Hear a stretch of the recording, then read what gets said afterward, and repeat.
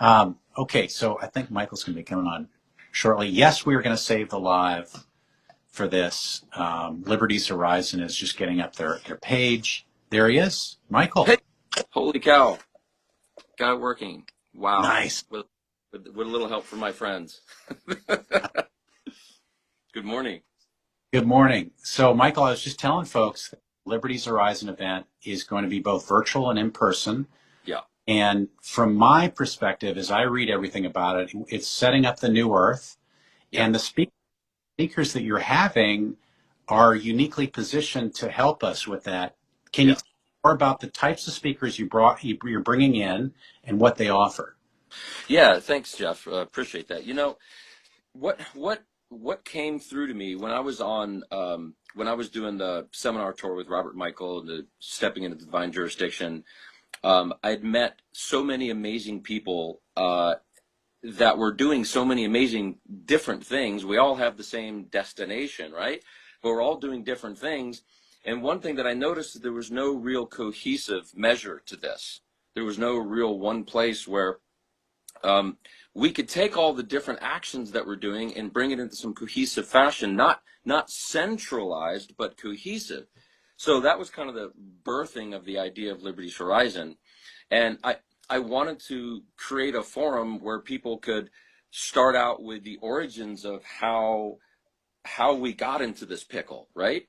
With like the history of law and spirituality as law, and getting into the structures of how this, like what the system looks like and how it brilliantly entraps us, right? And I know a lot of you people out there probably know what I'm talking about. So we have some brilliant teachers like Robert Michael, who's exquisite at unpacking all of this. Marcia Ann, she's been doing it for 40 years, but she has been enormously private, which is really smart. But she realizes now it's time to step out a little bit more and express her brilliance and her wisdom. So she is, is offering to come join us, which I'm excited about. She's an exquisite human being. Many of you may not know her, but you soon will. David Edwards, who's really big on the scene, informing people about like ecclesiastical practices, moving yourself from the public to the private in ecclesiastical ways. There's a lot of benefits to using the ecclesiastical body as a practice, and that'll all be unpacked. So there's more than one way to get out of Babylon, right? And I've always said if one person is saying that they have the way, the only way, they're the ones that I would be afraid of, because there's a lot of different ways and a lot of different approaches. And the reason why I like these particular, I just call them teachers or educators, is because they come from the place of our God consciousness first. They're not chasing form. They're not form chasers. Like the old school of like the sovereignty movement, which I don't even like that term anymore. It feels co-opt. Is that it's all about paper. We're stuck in this third dimensional paper world. And like this paper is going to save me. Give me the next piece of paper, the next process. What do I file? Who do I file it with? And people are forgetting who they are. Because the deepest truth of the matter is we don't need paperwork at all. We just need to know who we are. But okay, let's just use it as a bridgeway process to move us into our divine remembrance. And that is how they approach it, right? Substance over form. Get to know who you are first. Get that substance grounded, and that paperwork, that form will support you. So, Hey, Michael, you yeah, know what's me is I do get emails from some freedom organizations that want to fight, and they're like, we've got to do this, we've got to get this bill passed and this thing. yeah, And it strikes me as people asking for permission, right, from somebody else to tell them what they can do right now. yeah. So Thank you. in my experience, the speakers that you have lined up for these are people that are living in the now, not Yeah, asking permission, doing what they want to do. that's right. And it doesn't matter what the government does, they're going to still do what they're going to do. That's right. It really is a quandary. We really have to get out of the mindset that got us into the problem to begin with. Thank you, Buckminster Fuller. I so proudly butcher his quote, but you get the point. I think it was Bucky that said that anyway. But we really do. We have to reframe our minds. We have to reframe our hearts. Really, we have to get out of our minds and get into our hearts, which the system has done an absolutely brilliant job at moving us into our mind and over intellectualizing things. And academia is a whole world of that's been bastardized and taken over. And I know that might hurt a lot of people's feelings, but if you really go down the rabbit hole and see who supports it and track how the movement of education has taken place since the Rockefeller Foundation sort of took over and started funding things, it's really an interesting journey to go down that and track it and see how it really has been circumvented and Well, why we are in the pickle we're in. you're preaching to the choir right now, because Yeah. most of my followers are people that are interested in changing the education system. They have been then hurt in some way by the education, whether it's this new thing of where they want to teach kindergartners Yep. to third graders all about sex ed and gender fluidity and stuff. Yep. You know, obviously parents can teach that stuff. We don't need the schools to teach it. Why would it be coming into the school? So, you know, the whole education system, academia, it's been completely co-opted, taken over, and that's what we're going to take back. So I'm glad you mentioned that.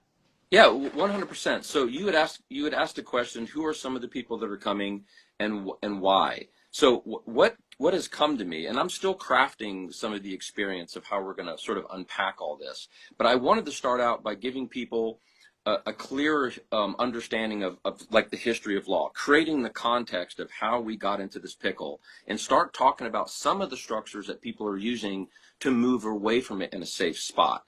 With the understanding that you got to know yourself first, substance over matter. That's creating the context and the core in our foundation.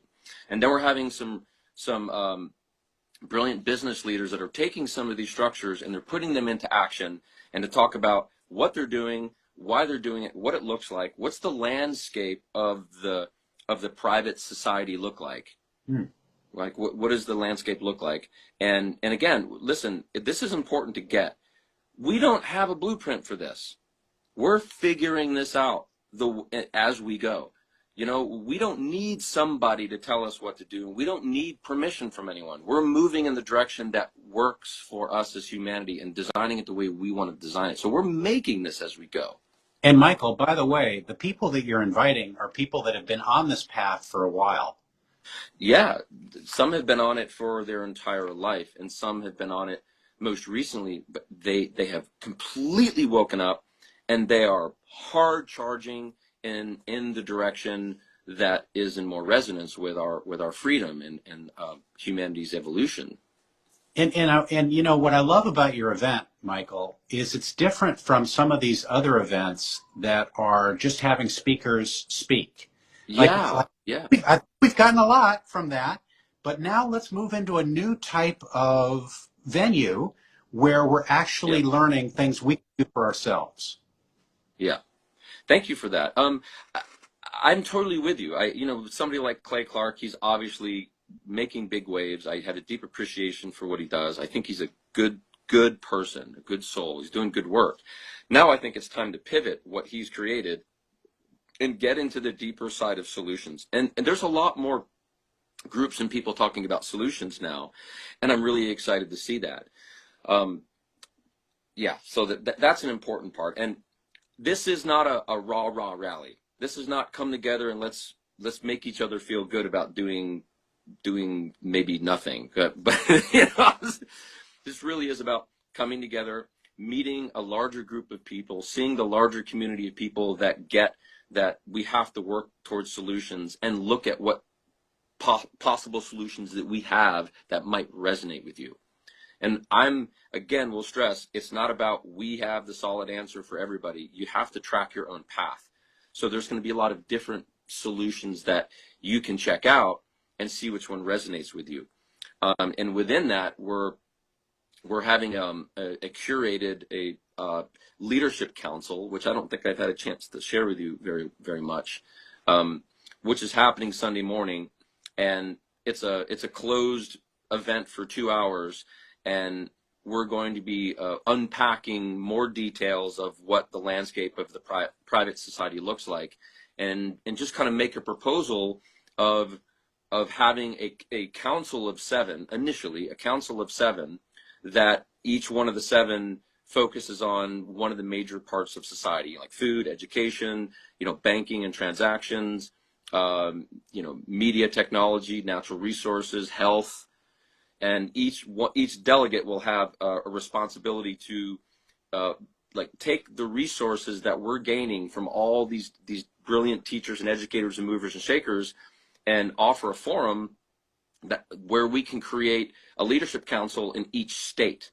And the purpose of that is for people to find their way to these councils and lean into whatever private structure or methodology that they resonate with, and set their assets and their private life and their family and everything up in a safe space, become informed, educated, continue the process of educating, and then meet other people in the area that are doing similar work and create networks. And there'll be financing, banking structures, all in the private, resources, all of it will be part of these councils. And the national council will help sort of extract information of what's working and what's not working, and then disseminate that across the country to these organizations, so we can create a cohesion as we're moving forward. Again, not a centralization, but a cohesion.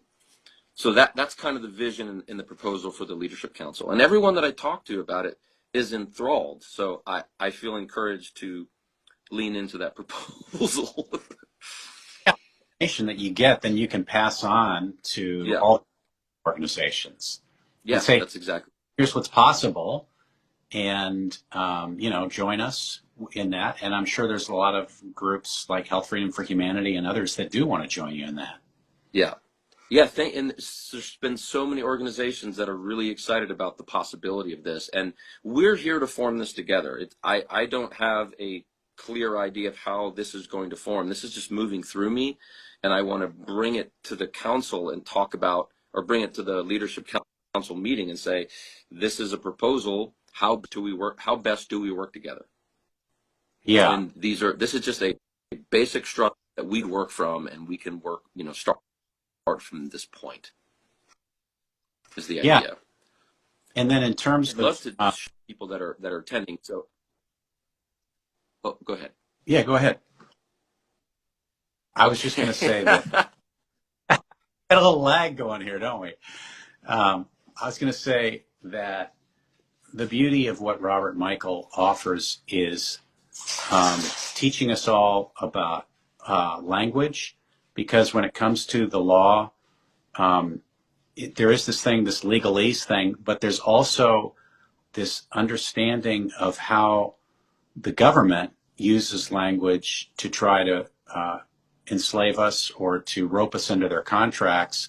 Mm-hmm. And we know the language. It's not enough, like you said, to just have a piece of paper that says, oh, now I have a trust, now I'm protected. It's no, now I have a trust, now I know how to put stuff in the trust, and now I know how to communicate about it. That's why people like Robert are so essential right now, in my opinion.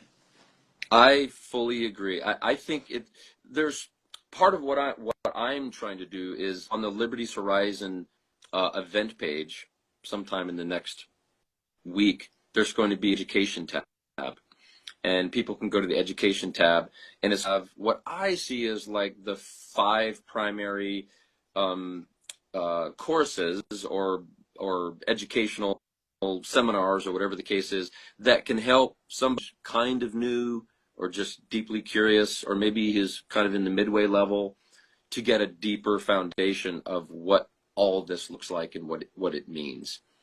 So, because informing ourselves and restructuring the way we talk, the way we language, getting outside of the corporatized commercial language is really important to get. And what's in my own journey, it didn't take me very long to reset my mind, because I realized that all the language that I'm using now, it's so amazing how it's so commercialized. It really is language of commerce, and we have the opportunity now to relanguage things the way that we want to. It really is more about what is our language from our heart. And I know that might sound kind of corny, but that really is I've learned more to speak through my heart language and not my mind language. take it for what that is. Maybe it'll resonate with some of you. Maybe some of it won't. Awesome. I mean, we're all changing dramatically in terms of not only language, but just our whole orientation to the world and what it is. And I mean, we're all coming out of a sleep, basically. But there are some other people involved in your thing. One of them I met in Northern California when I was with you, a gal named Nikki. And I'm Yeah. amazed at her to speak at this because she is very protective. She knows a lot. I mean, a lot of these people, all these people you're bringing know so much that it's amazing that they're going to be speaking. I think in the old days, like you said, people were afraid to come out, and now they're like, "Oh hell no, I'm coming out because I have to." It's not. It's time. Yeah. Yeah. Thank you for elucidating that. You're exactly right. A lot of these people, for very good reasons, have been staying out of the public eye, and not saying necessarily that this is a public event. This is actually a private event. And in order for us to come together at this event, you have to join the membership. So we're all in private contract, and this is how we practice. So I am practicing what I preach.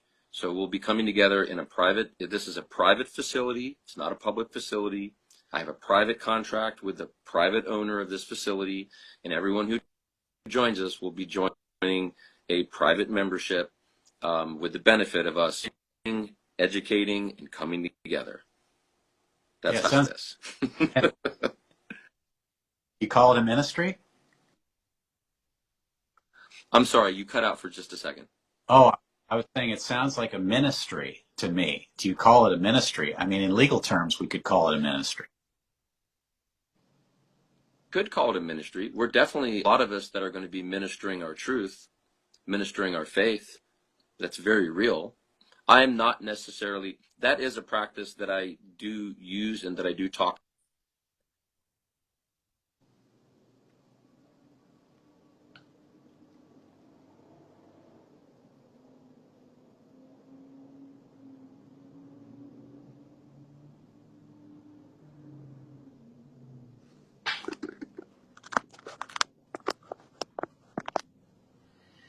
Well, so, And the state has absolute no authority to interfere with the obligation of a private contract, period. yeah. Are, Um, are we losing? we have a little bit of audio there, and I know where you live in Northern California, it is the Wi-Fi is a little bit challenged, but we're still Yeah. getting most of what you have to say. So it cuts out every once in a while. But the last like 30 seconds, can you sum that up again? Oh, in regards to uh, us had like we have the right to assemble, and we're practicing the right to assemble, and we're practicing our right to get into private contract together, and that's what we're doing. So again, practicing what we preach. The state has no authority whatsoever to interfere with the obligation of a private contract. Period. Period. So that's why we come together, and this is so. Let me be clear. This is a bridgeway process. When we create the new world, when the private society develops and the public structure, the corporate structure suffocates and they eventually go away, we're not going to have to do this crazy dance anymore to protect ourselves from the public. We're in bridgeway process right now. And that's something that a lot of us need to understand. We don't necessarily have to continue this. When more of us wake up, when more of us move, when more of us remember who we are, we're not going to have to do these dances any longer. Yeah. Well, Michael, the feed here is a little challenged. It's freezing up and stuff. And so I want to just ask you, how can folks, because we're going to be doing more of these in the future. So I want people to know that this is just the beginning, letting people know about this. And I hope to interview some of the other people that are going to be on the event. But how can people find you? How can they find the event?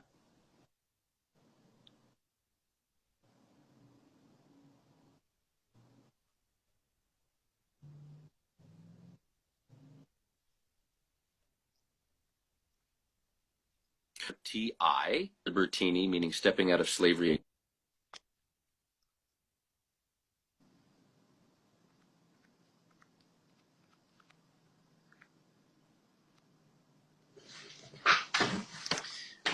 Kind of a challenge here with the. Hmm. There, go ahead. Oh, Say it I again. heard you.